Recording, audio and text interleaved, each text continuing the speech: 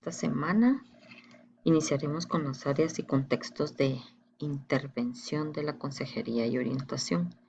Iniciaremos con la atención a la diversidad. Para poder comprender esta parte es necesario primero entender que un fin de la educación es la construcción de la personalidad del individuo. Para llegar a este objetivo, las escuelas y las instituciones deben trabajar bajo el principio de inclusión, ya que solo así se garantiza el desarrollo de todos los alumnos. Vamos a favorecer la equidad y vamos a conseguir una mayor cohesión social. Ahora, cuando hablamos de la atención a la diversidad, tenemos que pensar en su definición. ¿Y cuál es la definición de atención a la diversidad? Es el conjunto de acciones educativas que se llevan a cabo para intentar prevenir la aparición de dificultades y para responder a las necesidades temporales o permanentes de todo el alumnado que se atiende en una institución. Básicamente, los destinatarios de este tipo de atención son todos los alumnos que requieran una actuación específica que por factores personales, fisiológicos, académicos o sociales relacionados con situaciones que los ponen en desventaja, hacen que su rendimiento no sea el óptimo o el adecuado. Dentro de este rubro también es importante mencionar que debemos tomar en cuenta a los niños con altas capacidades, porque también ellos necesitan una orientación en este sentido. Para poder iniciar, vamos a empezar a ver los objetivos de la orientación y cómo es que persigue la atención a la diversidad. El primer objetivo habla sobre promover la integración en el alumnado. El segundo objetivo habla sobre adecuarse a las necesidades educativas especiales para obtener una respuesta. El tercero habla sobre realizar asesoramiento individualizado. Luego está desarrollar programas preventivos de problemas de aprendizaje, diagnosticar casos, realizar evaluación y tratamiento y evaluar competencia curricular de alumnos. Cuando hablamos de todos estos objetivos, siempre tenemos que tomar en cuenta que como psicólogas educativas o psicólogos educativos, ustedes deben de pensar en cada uno de estos objetivos para saber hacia dónde se van a direccionar.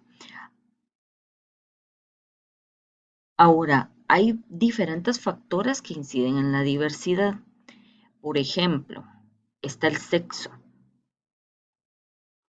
En algunas comunidades aún de nuestro país siguen dándole prioridad al hecho de enviar a los varones antes que a las mujeres a estudiar, por ejemplo. La edad, ¿verdad? También tiene que ver en la incidencia en la diversidad que podamos encontrar. El rendimiento, cuando encontramos niños con bajo rendimiento, con alto rendimiento, ¿verdad? También puede ser un problema porque con bajo rendimiento las maestras se quejan de que no tiene el nivel, pero con un alto rendimiento también no saben qué hacer, ¿verdad? Porque son niños que ya entran a preguntar demasiado, exasperan a la maestra. Entonces, también este es un factor de suma importancia para tomar en cuenta. Las dificultades del aprendizaje, pues ustedes ya recordarán que están enfocados en la lectura, en la escritura y en el cálculo, bajo los criterios diagnósticos que el DCM5 establece y bajo las pautas de evaluación recomendadas para este tipo de dificultades. Además, Como otro factor es importante mencionar la clase social. Ahí en la actualidad y en la situación de pandemia en la que nos encontramos, podemos ver bien la diferenciación de la diversidad que existe de instituciones de clase, si pudiéramos clasificar de clase A, con todas las plataformas necesarias para poder brindar la educación a distancia y donde no van a tener problema para poder conectarse a una clase en vivo o permanecer todo el día en clases en vivo porque tienen la capacidad de pago para el internet. Y por otra parte, nos encontramos con el sector donde eventualmente han recibido 2 guías nada más, que son las que vienen generadas por el Ministerio de Educación.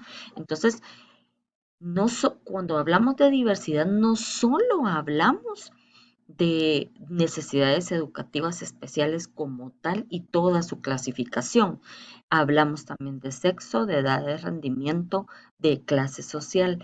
También es importante mencionar que las minorías étnicas también es considerada como un factor que inciden en esta área de intervención. Pues ya hablamos también de las necesidades educativas especiales, de las que ustedes en algún momento han estudiado.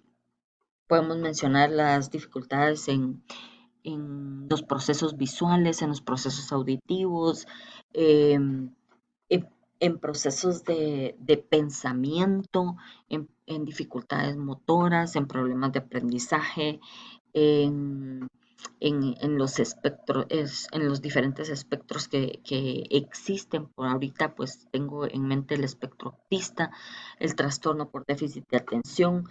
Todos estos diagnósticos van encerrados y van tomados en cuenta en estos factores.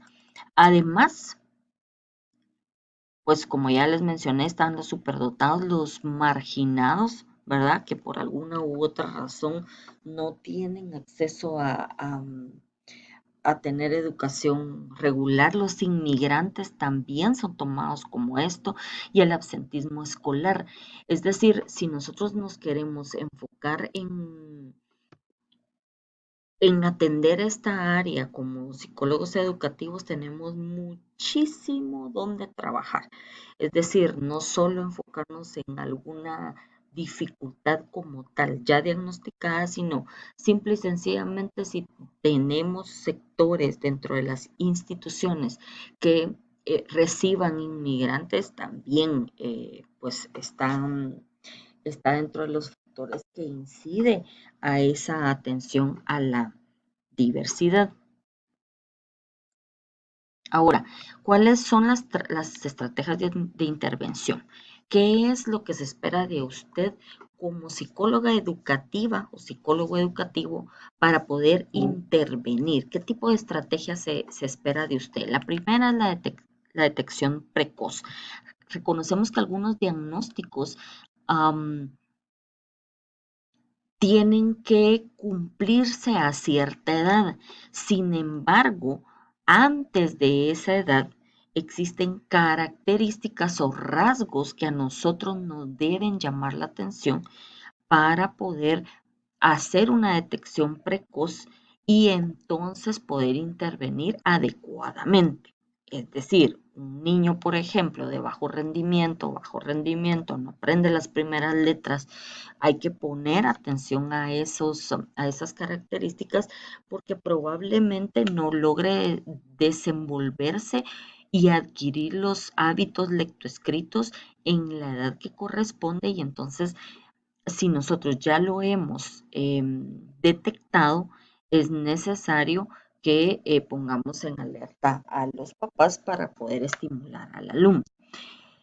El segundo punto habla de la evaluación psicopedagógica. Nosotros tenemos la capacidad de evaluar toda el área psicopedagógica que interviene en la educación. pues ya ustedes llevaron también una clase especializada en evaluación psicopedagógica. No entraré a mencionar cada una de los aspectos. Sin embargo, si estamos diagnosticando un problema de lectura, nos tenemos que enfocar en, por ejemplo, ver niveles de inteligencia, a evaluar lectura, a evaluar escritura, a evaluar comprensión con las pruebas estandarizadas correspondientes eh, para cada uno de los diferentes casos que se les presenten. Desde luego, no es lo mismo evaluar a un niño con una dificultad en la lectura que evaluar un trastorno de déficit de atención con hiperactividad. Entonces, las evaluaciones van siendo diferentes según cada diagnóstico.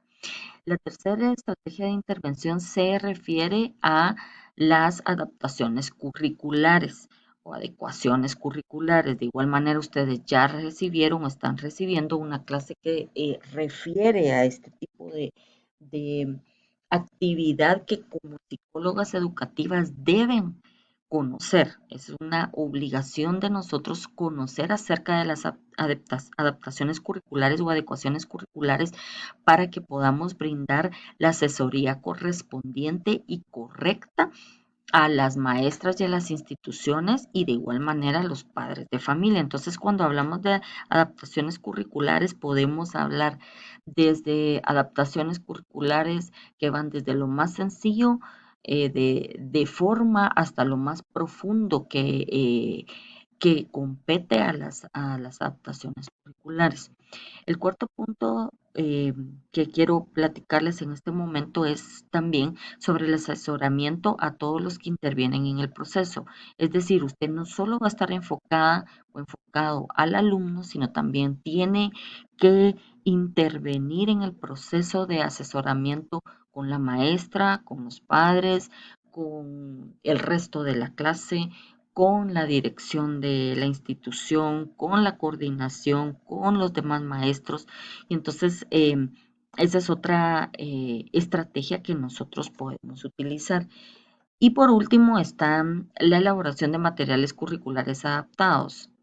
En ese sentido, si un niño va más atrás en la adquisición de la lectoescritura, usted está capacitada para elaborar materiales curriculares adaptados que cumplan con las competencias que se esperan en cada uno de los diferentes casos que a usted le va a llegar a su sección de orientación y consejería escolar.